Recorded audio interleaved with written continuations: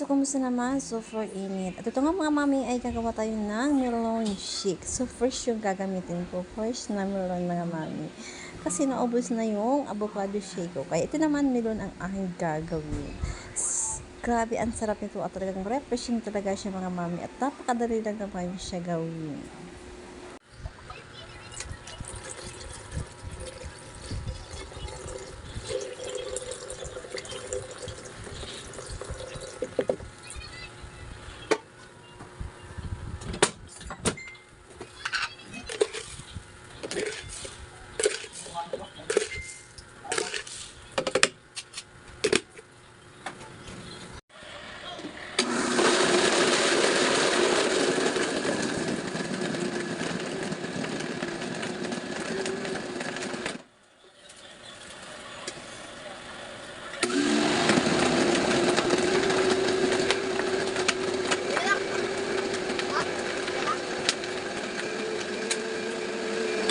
Yung shake ko.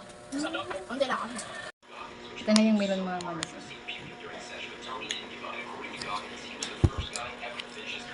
Tapos parnaran ko ng tinapay. Buns. So, ang palaman ko mozzarella. Thank you tita sa mozzarella. Ang sarap. So, nag-iwan yung tinapay niya. Sobrang sarap ng palaman na to. Kapag kinagat mo siya,